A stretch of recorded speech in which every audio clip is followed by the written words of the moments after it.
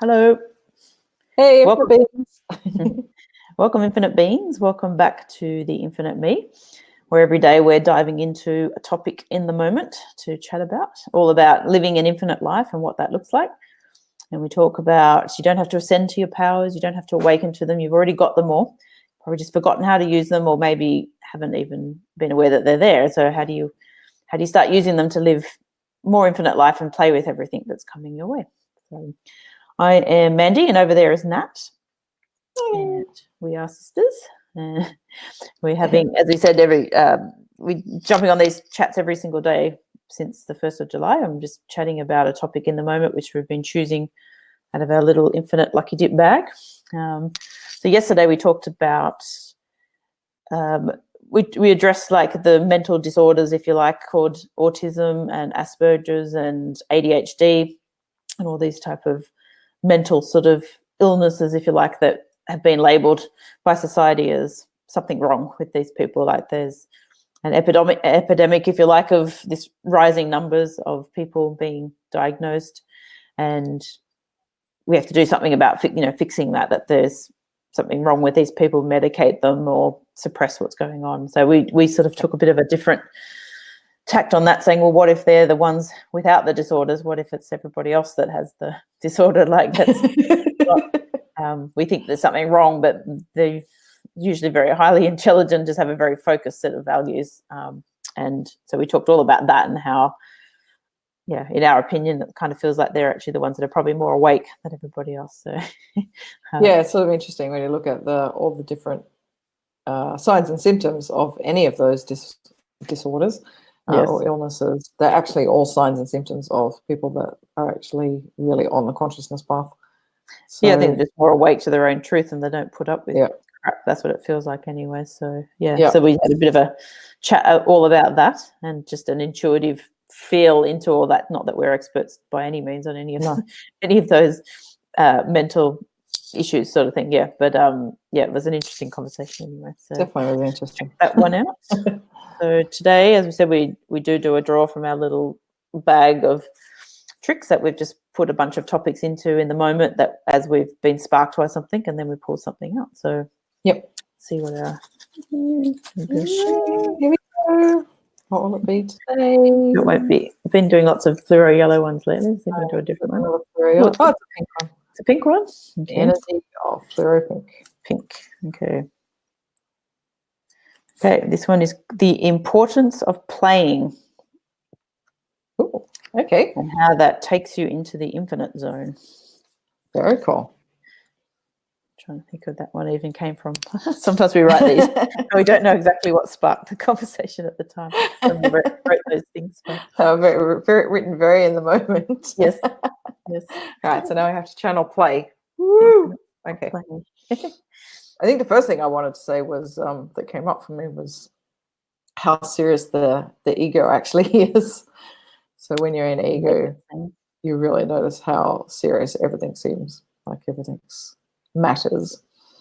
And everything's a serious thing that needs to be dealt with. So it's sort of quite interesting. The energy is really different to being an ego as opposed to being in that infinite zone, play zone, where nothing matters pretty much. Yeah, true. And we see that in kids all the time. Like they really don't care. They don't even care to get up and go to the toilet or eat or do anything they was supposedly supposed to do. Yeah, they're just so in the flow with getting totally lost. Like I remember mum talking about our brother Daniel, who would be downstairs, so just playing, doing whatever he's doing, but he would just get to the point where he'd come to the back door and he was like busting to go to the toilet because he'd just like forgotten to go. Yeah, like it's been hours sort of thing, like down there just totally lost in his own little world. But that's so indicative of kids type thing, and I think we can learn so much and remember so much about play from kids. Obviously, and pets. And pets are a big one for pets, showing us how to play again. But I think that's the first thing that came up was like, if you're feeling like the seriousness of life, you can pretty much guarantee you're in the ego. Yeah. True. Yeah. And I think that like we've spoken about before in lots of our other talks about this idea of being in the unknown, like that's sort of whole definition of play, I guess, because you are in the moment and you're just interacting with what's coming through you to do. So even if it's a actual structured game that you're playing, so there is some kind of, rules to, loose rules to kind of or something. Play a game, but you still are kind of in the moment. So say with football, like it's still, you can't sort of predict how a game is going to go. It's still very much in the unknown. You might have some skills and some tactics that you might sort of use throughout a game, but it's still very much you're interacting with other players who are doing their own intuitive thing as well. So it's still always in that moment. So I think, I don't know, for me, that play just feels like it takes you into that unknown aspect all the time, whereas the ego definitely just wants to stay in the known safe place. Yeah. I think there's a really good analogy, actually. Say the game of football or soccer. If you come from Australia, you call it soccer. Yeah. But it's like anything could happen when you really think about it. Like, okay, the ball's coming towards you and it could go off the side of your boot instead of straight on and all this sort of stuff. Like, it's just so minutiae we're talking about at that stage of like suddenly the game is completely changed because of that one incident, like that one change of a couple of millimeters off a boot. And it's like, wow, like when you really think about that. But I guess we go back into ego and the known all the time, because the unknown is so scary. Anything could happen. And I know for me, like I was talking to you off camera about this yesterday, like one of my big feelings has been over many, many years when I finally identified it. And I feel like I'm only just starting to let it go now, truly, because we're having these conversations every day, is the fear of, if I let go of control, something bad could happen. Something that, because I've let go of control and now suddenly everything becomes a possibility again, everything's an opportunity. But because I don't know what the infinite's capable of or what it's going to do next, then it could actually be a really bad situation. And either I need to try and thwart that. I need to try and stop that from happening. Or I need to be ready for it. And that was the other thing that came up for me as well. Prepared. So this whole fight or flight, constantly adrenal fatigue stuff that a lot of us are feeling, it's like we're constantly, I was in total preparation mode the whole time in case something went wrong.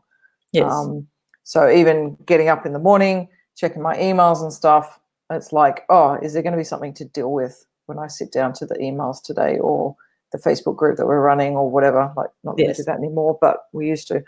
And it's sort of, because there was always something to deal with. And so I would get prepared. I feel myself like getting mentally prepared for this. And I was like, freaking exhausting.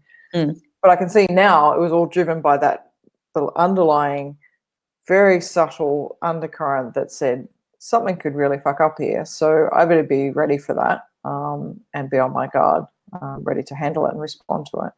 So that very underlying, just to wind it all back, that very underlying current of I don't have control anymore as such, because you feel separate to the infinite. Now suddenly influences the play, the game, because you're trying to control everything. And I think it's only like that whole thing about not feeling like you have control, because I guess when you think about the infinite space coming from that unknown space, then anything is possible, as you said. So it's that unknown factor that the ego doesn't like. So it's kind of the only reason we would need to feel like we would need to control, or that something bad might happen, is it's only the ego that's going to be thinking from that perspective, that needs to mitigate whatever's going to come through, or and it's set up from expectations of the past, like of what's happened in the past. So it has a experience sort of evidence journal, if you like, based on what's happened before and collected all these things, or you've seen it outside of you happen to other people, or and so it sort of runs a list of things that could possibly happen, and the mind kind of picks out, I guess this is where anxiety and things like that come from. It's always about projecting into the future based on the past, and then you live based on what you think might happen. So the ego is very much in that space, and like you said, the nervous system is always on that constant alert that something might go wrong. Whereas when you think about that whole, because I think this sparked that part, what you're talking about, sparked out the conversation we were saying about, well, if we think that the universe always has our back, and a lot of us sort of have that as an intellectual kind of knowing. Oh no, the universe is always, it's always for me. There's always something that's always supporting me. Yeah, which is 100% true. Like it's always, everything's always in our favor for our expansion of our consciousness, but it's only the ego that's going to see it sometimes as maybe not pleasant to the personality, say, put it that way, in terms of something might happen that feels like, oh, my whole life is kind of falling apart, but from a soul level, it may be the best thing that's ever happened, because it usually needs to kind of, it needs to sort of undo all the foundations to kind of bring you more into alignment, and so you can build more of an authentic foundation, perhaps, to your life. But the ego will kind of say, well, based on that, I need to now control even more, because this might happen, and it's only the ego that's thinking that it's a bad thing. So it does take you into that. It definitely takes you out of that play notion that you have to then control it. And I think the other point we got to in that conversation too is like this, we might sort of say to ourselves, oh, the universe has my back, and it's always happening for me. And we might sort of have I don't know, it feels like to me like you have like a 50-50 kind of trust in that. Like it's like we believe it, we believe it up until a point, and then like something. I'm 50% infinite.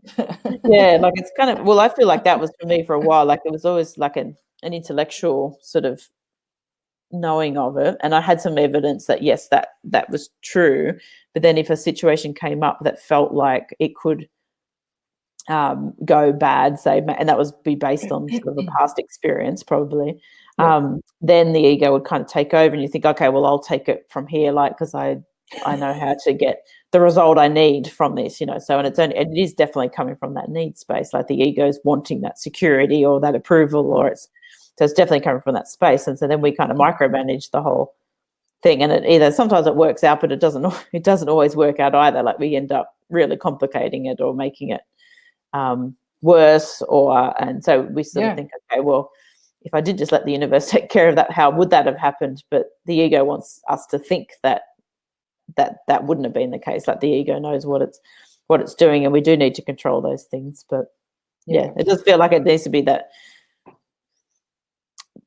Yeah, it is that whole playing full out, isn't it? You can't have the feet in both worlds type thing. Like you can't sort of believe it half the time and not half the other time. Like it just doesn't work. Like it just that's the thing. It's I'll just say hey to Louise. Hello.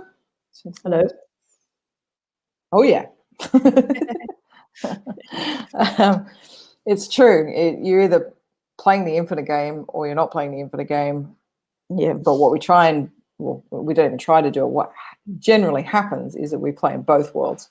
Yeah, and we stay in the infinite zone until it gets really scary, and then we jump back into reality again, and we try and fix reality. Because that part we think we can control, even though that's actually the illusion we've all bought into. But it looks as if we're in control.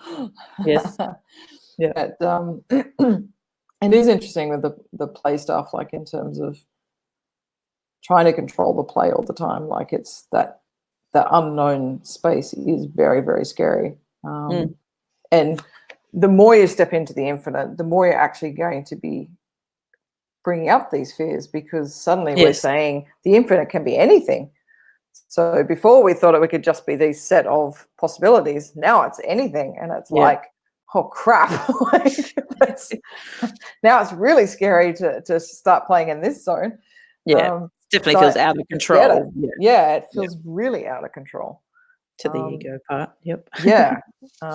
And that fear, and I still feel like I'm working through that fear, but I've definitely become very aware of that core underlying, very subtle fear that's been sitting there forever for me, about things could go bad. Bad things could happen. I think those beliefs show up like what you said, like bad things can happen, or things will go along good for a while and then the other shoe will drop, or like it all goes good for a bit and then it all turns to shit. Like, so whatever those beliefs are that we have underlying those things, that's when we feel like we've got to step in and start to take it out of that play space and back into the control space again. Yeah, like it gets too much. And the thing that was coming up for me was talking there was like I was very aware of a belief pattern that I had running around, like putting a limit on joy. So it was around not letting.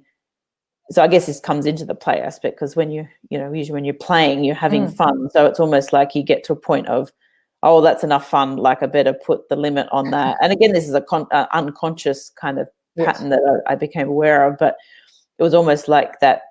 I won't let myself get too happy about something, because then if it does turn to shit, then I won't be as disappointed. So it was almost like that. So I just had noticed in different things, like you would just not let yourself get too excited about something or too in the moment with something, because then, I guess there was that expectation that something might happen, and then you have to kind of control it itself. Yeah, it won't sustain, and you'll be disappointed. Or so I don't know if I really got to whatever that outcome that I thought might happen, but it was just aware of this thing of putting that limit on not having too much fun, kind of thing. Like it was definitely an ego thing to kind of stop you from going into that infinite space, because obviously then once you know that everything's possible and you can play in that space infinitely, then the ego doesn't exist anymore. So of course you're going to get all these patterns that come up to stop you from jumping into that. And I guess another one is if you're in a play zone, generally you sort of let your guard down a little bit, like you're not actually on guard anymore in case something goes wrong. So you could get hurt, vulnerable, physically hurt. You're actually definitely in a vulnerable space, aren't you? Because you've let your guard down and you are just in the moment. Yes. And if you're really lost in play, there is no ego. It's just pure play. So, you're very vulnerable, actually. That's a really good point in that space. So it's when you pull yourself back and realize what's going on, it's like, whoa, hang on. Like, whoa, enough. Yes. I've had a bit of a play. That's it now. There's definitely something around that for me as well. I don't know. I couldn't even pinpoint what it is, but there's definitely, like you say, you reach a limit and then that's it. Like it's shut down now. Yeah. I definitely have that. It's interesting. Louise is saying, I'm jumping back and forth now for sure, but I'm becoming more of when I am. Yeah. It's sort of like, it's like I'm 50% vegan. It's like I'm 50% infinite. Today I'm 60% infinite. Yeah. It is interesting. Like you observe it. No doubt I do it as well, because I do observe it in other people, sort of thing. It's like they'll play all out, or they'll be really infinite in one area of their life type thing. Yeah. But then it doesn't apply to other things. And it's like, oh, that's really funny. Like it's sort of like, so it's okay in certain areas, but not in others. We definitely have a lot of rules, unconscious rules that we've set up for ourselves. Once you start to kind of look at them, you start becoming more aware of all the ego patterns that we have playing out. Like you said, like we apply to one area of life, but not the other, or we feel more free in one particular area, but then really restricted in another. And you have to sort of start dismantling a lot of those things that are underlying them altogether. But I think that play aspect kind of threatens it, if you like. It threatens the ego. So it's it would stay out of that. I mean, I'm just thinking even in our family, like we've got two younger brothers, and whenever we would all get together, there'd be a lot of like joking around going on for sure. Like we all get on really well, and there is a lot of sort of, I don't know if it's probably Australian sense of humour, like we definitely take the piss out of each other. Like that's just something Australians kind of tend to do. Like, and so there would be a lot of that kind of going on, but I would be aware of, say particularly when my husband was involved as well, because he's quite a joker kind of thing. He likes to muck around a lot too. And I would be aware of, I'd be the one that would kind of try to put a damper on it at a point. Like it would come to, like it would just be getting out of hand, like in terms of like sometimes it would be getting really ridiculous, like whatever I was saying and getting up to, and you'd be trying to like make a decision about something. Like we might be trying to work out, okay, what are we doing for dinner, or what are we, and everyone would just be joking and just be escalating, and like after a while I'd be like, all right, okay, like we've had enough now. Like it almost felt like I was the one that would pull the pin on I've definitely seen you do that. Or if they're mucking around, sort of fighting with each other, like they muck around, sort of pretending to punch each other and wrestle or something. And stuff like that. Yeah, so it's sort of like it gets to that stage. It's a bit like the mother coming in, going, "Someone's going to get hurt." That's getting a bit out of hand. Yeah, now it's getting out of hand, sort of thing. Like, yeah, and I think there was an aspect of like, I don't even know where this all come from, sort of thing, but there is that different sense of like, okay, well, it can't be just all fun sort of thing. Like there has to be some kind of, how do we make decisions when it's all just fun or something? I don't know. Yes, I said, I'm not even sure of what the belief is, but just aware that there was that part of me that would kind of reach a certain limit and then it'd sort of pull back sort of thing. So whether that was afraid of keep going into the infinite unknown and what would happen, like, and just being not sure of what was going to happen or scared of it. I don't really know. Trusting the process that you would get an outcome of like what you want for dinner type thing. Like, maybe how long would it go on for? We'd never get to that point, perhaps, or something, and nothing would get done. There'd be that probably that sense of like, well, nothing gets done if we just play all the time. Like it was probably that actually, if I think about it, was that like there needs to be an outcome or something, So yes. Funny. Talking about the play thing reminds me of a story that I heard. They did a psychology experiment many years ago, and they got a bunch of kids, young kids, and they put them into the middle of a big football field, and they didn't have any fences around it, and there was no instructions to the kids other than just go play. Yeah. So what they found and observed was that the kids pretty much gravitated, or they started in the middle anyway. That's where the experiment started, and they went out a little bit. And they were sort of but they were pretty much all huddled up in that one sort of small section type thing in the middle. Not too many people ventured out. And I was like, oh, that's really interesting. So then the next day they got the same group of kids. And in the meantime, they put a fence around the football field. And same thing, got them into the middle and just said, go play. And funnily enough, what they observed was that they all started to really disperse to all different parts of the field. And there was heaps of kids were playing on the boundary of the fence, and even kids were trying to climb over the boundary fence. And I was like, wow, really interesting. So play itself, when it actually has boundaries around it, artificial boundaries around it, actually enables people to go to those boundaries and actually explore the boundaries and even try and get over the boundaries and explore what's beyond the boundary. So it was just a really interesting experiment of human psychology, that we almost do need some sort of boundaries around our play to actually then expand more, which is sort of opposite to what you think. You think like that play should be just unlimited and expand, infinite. But yeah, I guess it is taking into account that element of the ego, and then obviously part of the ego is that sense of pioneering or exploring, or I'm breaking the rules, I'm doing something, I'm going over the fence now, I'm doing something I shouldn't be doing, and some kids will appeal to that. So it's sort of quite interesting to explore your boundaries of creativity. Another example of that was a friend of ours is a poet. Like, she loves writing poetry, and she got right into it. She was in a Facebook group, and they were all testing out different forms of poetry. But she was finding it really difficult to write in form, because she was very much in the flow, and she was about consciousness, and she'd really been studying, the oneness and things like that. So she really felt that was very restrictive for her. So it's sort of like, no, I'm not going to have any form. I'm just going to free write and stuff. So she did that for a long time, and she was writing quite prolifically. And then somebody came along and sort of said, oh, why don't you try this particular form?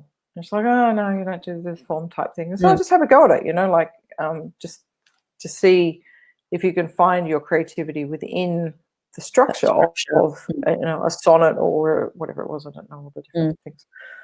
And so she did. She started it. She took the challenge, and she just, I don't know, just grabbed her, and she just went, oh my God, like, this is amazing. And she was just writing the most amazing poetry and just writing so much stuff. And then she tried different structure, and she'd make up her own structure for a brand new type of poetry structure. And she found the same thing. Like the boundaries actually were the things that really did bring out her creativity. Yes. In that. And I guess boundaries can be anything. They can be time boundaries, they can be space boundaries, they can be form boundaries. Yes. But it's interesting to explore those boundaries within the play aspect and just see whether it actually makes you more expansive by putting some boundaries in place. Time boundaries can often be very creative, like that's where you're racing against time. So it's almost like you're taking out the ego, purposely taking out the ego, because you don't have the time to really think about it anymore. You really have to be in the moment, because it's you now have to get stuff done really quickly. So it almost is a pretty cool thing to put in a time boundary on something sometimes and play with that.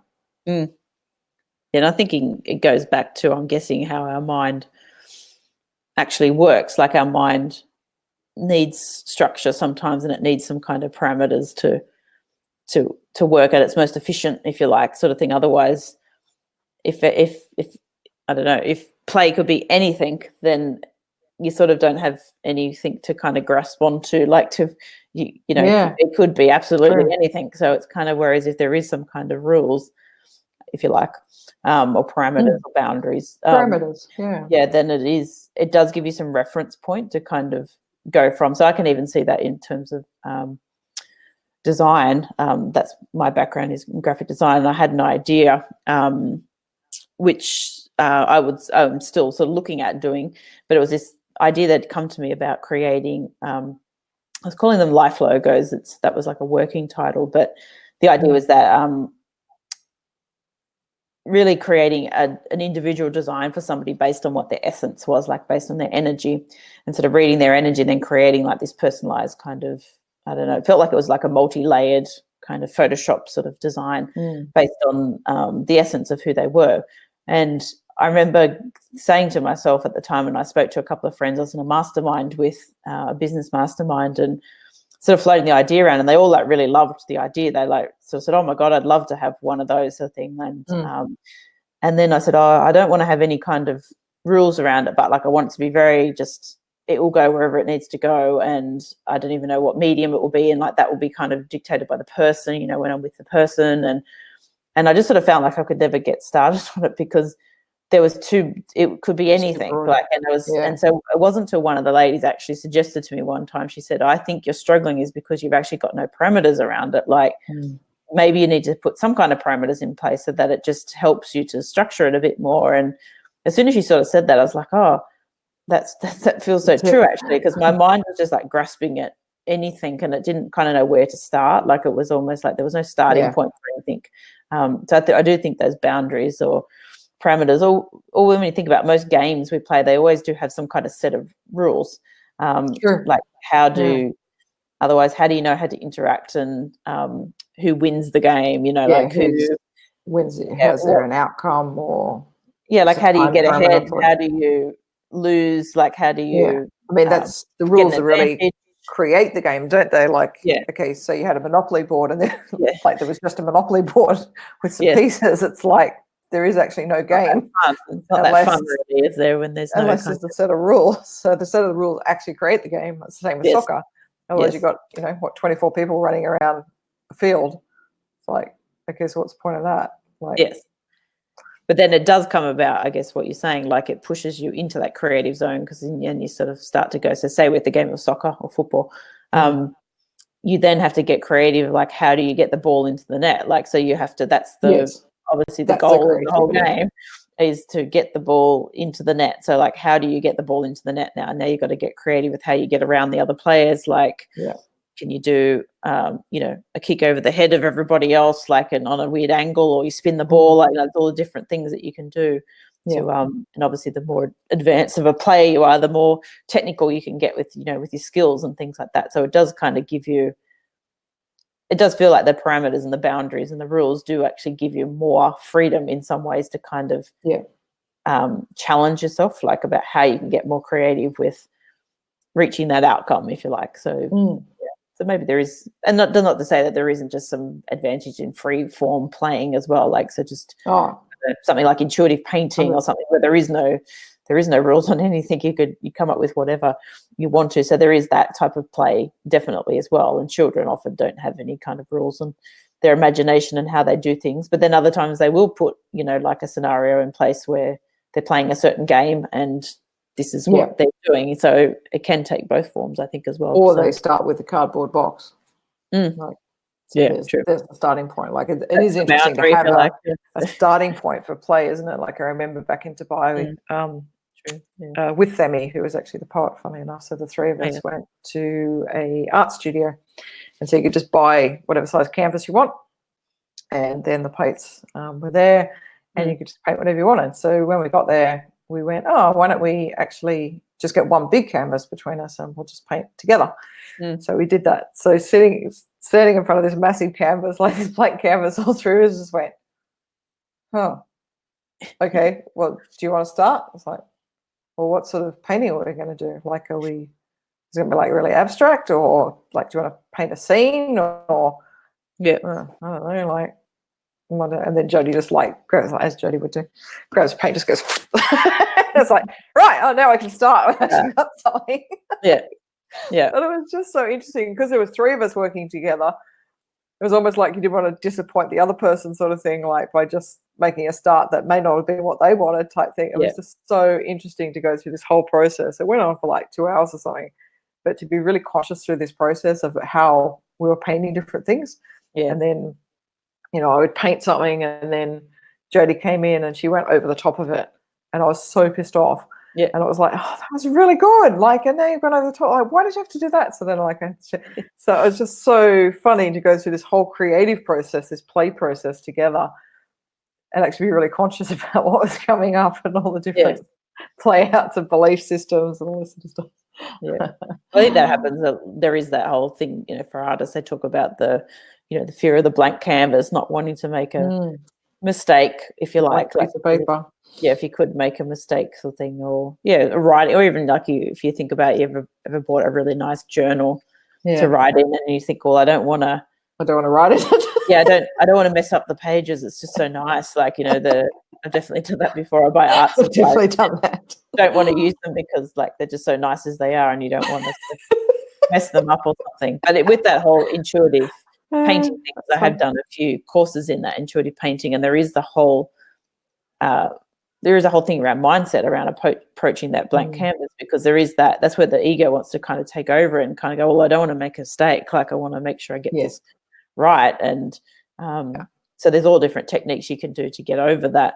Blank canvassing is just like you said, throw some paint on it. It doesn't actually really matter because you can paint over the whole thing anyway. But there is just that whole thing about getting started, like just doing anything just to break that sort of feeling, like that fear, if you like, of making a mistake or getting it wrong, or even that thing you paint over something that was actually quite nice and then you paint over it. So it is that whole sense of like, trusting that another great thing is going to come through again. Like it's not lost. It's just that it becomes a layer in your painting and you get to transform it into something else. So it does bring up lots of different things too. But that, as you said, the play aspect can bring up lots of different belief patterns when we look at them. I guess that's why it does become important to come back full circle to our actual topic here today, is why is play important. Play is probably the very thing that actually highlights quite clearly and without filters the different things that are going on for us, like the different beliefs and patterns and stuff that we actually have. And it's quite an easy way to see, oh, that's funny, I don't want to do this, or, oh, that pushes my buttons a bit, or whatever. Yes. It does make it very obvious. Yeah, I think so too. It's true. And I think just from that aspect of living more infinite life, like the more that we do play and let ourselves go into that, because, you know, play is definitely comes from that imagination, unlimited potential space. So the more that we can let ourselves have that freedom to go into that space and not needing to know, and actually acting on what's happening in the moment and responding in the moment to what's coming up, that's where I guess the true sort of joy and exhilaration and sense of freedom actually comes from. So that's kind of what that infinite living is all about. So the more that we stay in the known space and stop ourselves from playing and feel like life has to be serious, and you know, we have to be serious to get an outcome or to get somewhere or to you know, even that whole concept of doing what you love, that's like, oh, it's a really nice concept, but like it's not, it's, a lot of us would think that too. It's like, oh, it's a really nice idea, but it's not, everybody can't just do what they love, because where would we be in the world, you know? Like, I've definitely heard that from people. It's like, well, not everybody could do what they love. Yeah. So there is that, this is all these mindset stuff that comes up, like the ego kind of gets a hold of all these different things and all the stories that we've told ourselves over time about how we can't just be free and in the moment, and you know, we have to have rules and structures, and yeah, as we've just sort of explored, like there is some benefit to having some of that, but like not the way that we've set them up in society, like not the ego structures we have set up, but that's does everything to kill play and imagination and creativity. So keep the status quo so that we don't see our power within everything. So if we, the more we step into that play zone and the infinite zone, then the more we have our power, because we know that we are infinite and we can create whatever we want. Like, yeah, so there is that whole push-pull that happens with ego in society, and then our own sort of awakening journey, if you like, we start to feel more into that play space and know that that's actually our true space. And then you get pulled back from ego. Yeah, I think play's been shunned over the years. You know, we've definitely gone through a phase where, well, adults don't play type thing. Like it's only more recently now that we're seeing in, you know, the last 10 years or something, where companies like Google and stuff are actually allowing people to play at work. You know, it's total play zone. And they're seeing how much more productive people are. It's like, wow, that's really interesting. Yes. You know, we've got things like colouring in books for adults and stuff now. Like you get to go back and do what you did as a kid, and that was really fun. Like I've definitely done plenty of that stuff over the last few years, and it's been really fun. Yeah. You know, adult board games and things like that. Like some of this stuff has definitely come back into play now for adults to play. Yeah. To get that sense again and to lose themselves a little bit more, because I think, you know, it definitely did get to the stage where it was very much work orientated. You do your 9 to 5, you go home, you look after the kids, you do this, you do that type thing, and it's like no one's playing. Like so it is nice to see a shift back in general, I think, to the whole play zone and how important it actually is for people's well-being and health, and that sense of freedom and joy and all that. And as we know, it's our actual natural state, so we should be in that all the time. Like it is possible to be in that space pretty much all the time. And that's, I guess, if you are truly living an infinite life, then that's the space that you would be in, because you wouldn't be worried about things. You know, the ego doesn't get involved in the process. Everything's just flowing, and it's like, I have nothing to worry about. So if you have nothing to worry about, and there's nothing to get here in this experience of life, because you already are everything, so then what's left? Play. Why else would you be here other than to play? So you already know that you can have what you want when you want it, type thing. You know, if it's true for you, it's going to create itself. So then you just get to go and play with it all. So to me, that's, if there's an end goal, or that's where it's sort of headed, then that's it. You know, it's just sort of like you really do get to that space of just everything's just fun. It's like, oh, I think we'll go and do this today. Oh, I think I'm going to do that. I think, oh, I feel like doing this right now. I think I'll just go and do that. And you have the unlimited resources to go and do that. Yeah, to me, that's the infinite game. Like, it's only because we think we've got to get somewhere or be something or do something to be valuable, or to you know, all these stories that we have running around that's what life is about, sort of thing. So it's not about the whole play aspect, that we can't have a successful life if we just live our life in that play zone all the time, because then nothing would get done. So there's definitely that pervasive kind of thought process that kind of takes us out of that moment, I think. Definitely playing with it all. And I think it's only because you think you've got to get something out of it. Like you've got to, if our ultimate space is play, and so then you would, I don't know, I would sort of assume from that then that it's just about being joyful in the moment, like with whatever's happening. Like there's no judgment on what's happening in that moment. So it's only that ego space that's wanting us to get something out of that moment, or wanting to get to an outcome. So I think the more we can stay in that, just being happy for the sake of being happy, regardless of what's going on, like that playful energy is what's going to keep us in that space, in that infinite place. It does remind me, and I have told the story before, but I'll just briefly tell it again. When I went to see the movie Inception, and many years ago now, in Sydney with two friends, and it was very late at night. And I remember it was a Sunday night. It was like finished at 11:30 or something. So I said goodbye to them, went down into the car, paid for the parking ticket, got in the car, and some weird stuff started happening. And I just felt like this weird shift come over me. Drove out, was driving along the road, and I was just like, whoa, what the hell is going on? It's literally like I had woken up inside a dream, inside my own dream. And everything just shifted. And it was like I was looking at stuff, laughing my head off at like the traffic lights. I was like, traffic light. People actually stop at those things. That's hilarious. Like, wow, what did you come up with that idea for? Like, luckily there wasn't many cars around. But I just remember, like, if you want to have the ultimate experience of play, that's exactly what it was like. It was just like everything was just hilarious. It was like, why did you have that? Like, that's just so strange. Like, where did that come from? Like, oh my God, like that looks so real. That's not even there. Like, that's hilarious. Like, so it lasted a few hours. I got home. I probably should have kept driving because it was such a cool experience. I got home, and it lasted until I went to sleep. And I remember thinking, God, I hope it's like this when I wake up in the morning, and it wasn't. I was back.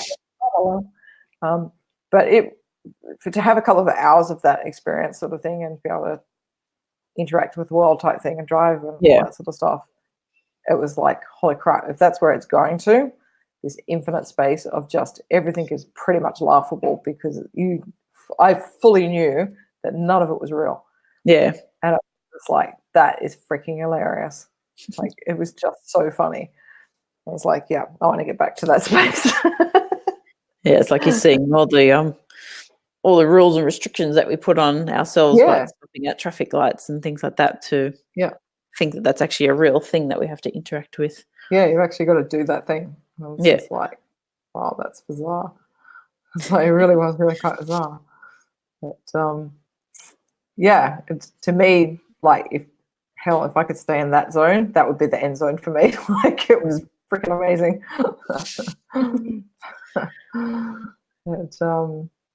It is definitely interesting, isn't it?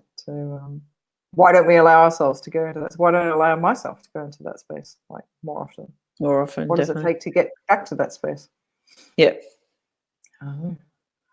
Yeah, I think so. I mean, I think the more that we do these conversations and some of the things we've got in the works for, the infinite me, things that we want to bring to the world, but the more we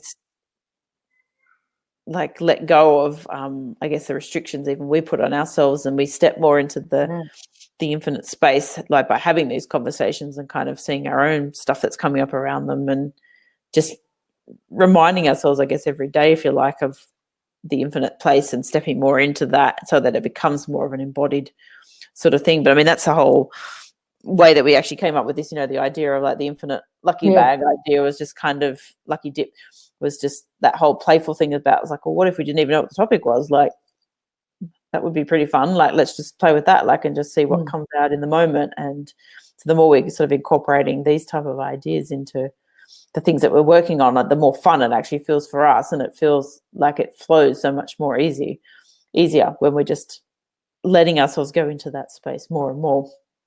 Like the answers kind of show up, like it's just the answers to the solutions, that a question that you ask for yourself, it just sort of shows up, or you explore an option, but you're not attached to how it unfolds. So there's no sort of judgment on changing a structure. Like, we've done that sort of multiple times with things that we're talking about behind the scenes. Like, we sort of think this is the way to go, and then we suddenly just go, oh, well, what about this? Like, and just sort of, there's no sort of attachment to how the thing has to unfold. So therefore we just get more and more access to the infinite kind of possibilities that are flowing through us then, because we don't have a fixed idea of what it's got to look like, but we are providing some kind of structure. So that, I think that brings that back a bit, doesn't it? It's like maybe you do need some kind of parameters sometimes just to focus your energy a little bit, maybe.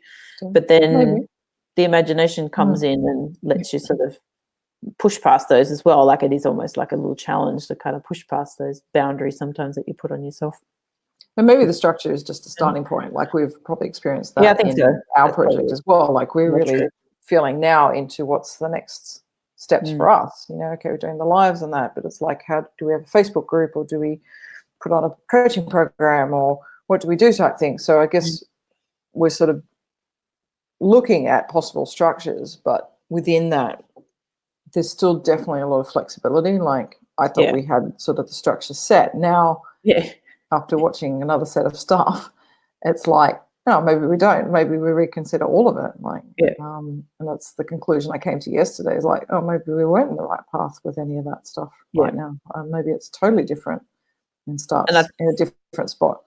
And I think it does keep coming back to that point. We keep asking ourselves, like, does that feel fun? Like it's kind of like sometimes you go down a path of something, and this could be show up for anything, whether it's in a relationship or business or whatever. You go down a certain path of something, but then all of a sudden you're not even aware that it just feels really constrictive, like until another opportunity presents itself or another idea, and then you suddenly kind of go, oh, maybe that's a better solution. And then you start to feel the weight of the other path that you were going down, but you weren't even aware of it at the time because you're so in it, like you're just so caught up in that's the way it had to be, or resigned yourself to the fact that that was the way it was, kind of thing. So I think that's the thing we keep finding, is that we keep asking ourselves, like, does that feel fun? Does that feel fun? And keep checking back in, you know, to that infinite space all the time, saying, is this actually following what's coming through for us? Does this feel true? Does that feel fun? Like, does that feel expansive? Like checking in with yourself all the time about where we're sitting with it all. And then the more we do that, the more possibilities open up, the more creativity does open up from that play, coming at it from that play angle. And it's not serious at the end of the day. Like we do get to play with it all, but yes, you do get outcomes, if you like. If you know, if the ego is looking for an outcome, you still get outcomes by playing in that infinite space as well. It's just part of manifesting in the physical world. We're like still there's always going to be results. Creating stuff, aren't you? At the end of the day, like you're creating a painting, or you're creating a business or a project or whatever you're doing. Like that playing aspect is actually that creation process. So there is it's an outcome. It just may not be the finished place. You know, like okay, you've finished that project. Maybe there's another project, maybe there's another side project that comes off it type thing, like there's develops into something else. So it's sort of that continuation of the play aspect sort of thing, even though there's like little outcomes along the pathway. But I think it is definitely a good starting point, is coming at it from the angle of this, would this be fun? And then filling into the truth of that. It's like, no, not really. Because really, if the infinite is play, that's all it is, that's all it's doing here, then that would be the ideal question to be asking, is would this be fun? And then whatever answer comes through, because there's your guidance system straight away, like to be infinite. You're naturally going to be infinite if you ask that question and you follow the answer, like you follow the yeses to that. You can't not be in an infinite space, and an expansive space at that point, unless you haven't followed it. And even in the instance of like actual games, say like we've used that example of like soccer or football, or say you've got a favorite team that plays a game, and so you go to watch your favorite team play against, you know, the next highest one that's in the competition. So it's a really close game, and the more that you are just there for the enjoyment of the game, so you still obviously want your team to win. Like there's still an aspect of you that's like, oh, this would be really fun for my team to win. But if you're not really attached to, say at the end of the game your team doesn't win, but it was a really close game and it was a really, you know, good matchup of skills, and there was a lot of energy in the crowd, and so you got to just have this really cool experience, but like, hey, your team didn't win, so you're a little bit kind of disappointed about that, but just the whole experience was amazing. Like you still got to have all these emotions and go through this whole sort of ride of like, oh, I wonder if they'll win, wonder if they won't win. Oh, wow, that was really good. That wasn't good. You know, like you're sort of, it seems like little judgments, but you're not actually attached at the end of the day to making it mean something if your team doesn't win versus, you know, somebody that's playing a game and like if they lose the game, they make it mean something about themselves. You know, like it comes down to, oh, I'm a really shit player. And, you know, you do see players go through this, like professional players go through depression and all different things because they put so much pressure on themselves it's not about play anymore. It's not about being in the moment and just acting to the best of your ability. You know, in a game, it becomes very much about the value that you've put on yourself in that instance too. So I'm just sort of thinking about that aspect too. Like it's good to have rules and regulations to kind of have something to gauge against.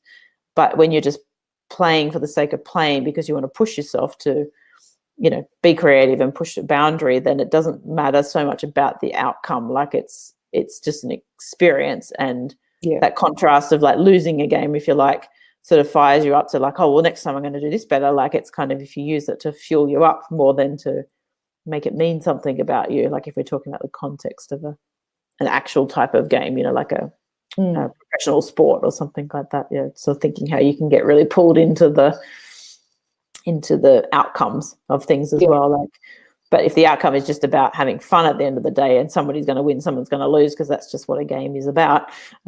Otherwise, how do we have an outcome? Like there is something to kind of a parameter to rule it against. But those contrasting moments are kind of what provides the fuel sometimes for the creativity as well. So it's like, oh, I can do this next time. I could try that. I could better myself this way. Yeah. Get to play with it more. Just sort of sparked for me, maybe the last point here, is how, say, a hobby or an interest of yours that is playful and fun, you turn it into a project or a business type thing, and then suddenly it's not so fun anymore. Like it reminded me with the golf stuff. So obviously anybody that's a professional golfer actually was at a point at one stage where they just love golf. It's freaking awesome. They couldn't get onto the driving range enough and go and play around and all this sort of stuff. So that's probably how it all started. So tennis players, like so many people, particularly in the sporting arena, then it becomes professional. So now it's all about the money. It's all about winning. It's all about this, all about that. And it's like, it takes a really strong person to keep loving the game at that level. And I don't think it has to be just sports people, but obviously they're a really good example of that. Yes. But for me, just recently, sort of thing, like house sitting was definitely a real passion for mine when I first started.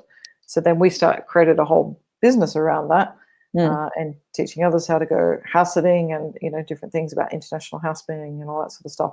So it definitely reached a stage where it was just really laboursome. So I actually had forgotten all about our own house sits in terms of how much I was enjoying them, because it was all about serving the community, the house sitting community type thing, and make sure everybody else was enjoying their house sits. And so it's sort of nice to pull away from that now and actually get back to the raw and real of like, actually, I really enjoy house sitting. It's really fun. Like I'm just a house sitter again now. So it's interesting how you can get caught in the ego story and the has to have a particular outcome, particularly a monetary outcome. And or you're building a business and you have to have other people and all these different things you can get caught in, that you lose the essence of the play that was really interesting in the first place, the hobby that was actually really fun for you. So I guess just something else to be aware of again. Definitely. I think that whole do what you love thing, it's ultimately true, and I think we've talked about this in another talk too, but it's like it's ultimately true at the end of the day, but the ego can so much get a hold of that as well, like when turn it into, like you said, like you start turning it into a monetary thing. And not to say that you can't turn the thing that you love into a business. You definitely can, but when it starts to go into that ego territory, then like the ego gets very clever and starts to take over that aspect and make it about other stuff, and you sort of lose that. You get sort of pulled out of the passion, if you like, or you don't stay true to your passion. Like you don't keep checking in with yourself that this is the way that you want to go with something, or you don't stay in that infinite space where you get to move into new sort of territories with it, if you like. You get pulled into very much tried and true sort of, oh, this works kind of things. And it's hard. Like it's even in this project, you know, I've ebbed and flowed between the two. It's sort of like I can see when I get pulled in again to, you know, marketing strategies, or if I just do this, or I just do that, or I just need to get all this work done. Like I've got a bunch of stuff to do on the to-do list, so I could just get in and get that done over the next few days. And it's sort of like, wow, like, really interesting how quickly you can get drawn back into the thing and forget about the passion and forget about the play and the fun aspect of it. Keep following that.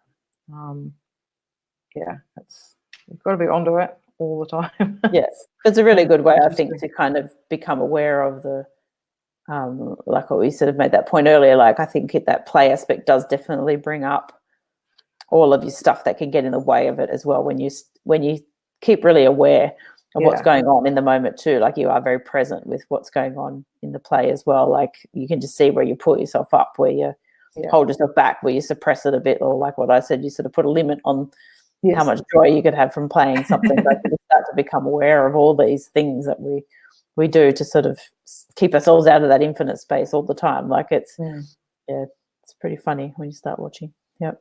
Very interesting. So, there you go. That's it. Play. That's what it's all about. Why we're here. Oh God, sorry. I had to start playing with my computer tray and it's now collapsed. Good. Sorry. That's funny. It's now completely collapsed and broken. Stop playing with it. Yes. This is what happens when you play. When you play too much, things break. Yeah. I always think she just reminds me of that line in the Brady Bunch episode where they're playing ball in the house and they drop the ball and it breaks this like really expensive vase. The vase, yeah. And they always say, and you hear the voice, "Mum always said, don't play ball in the house." Like, this is what happens when you play. Like things break. Marsha. That's funny.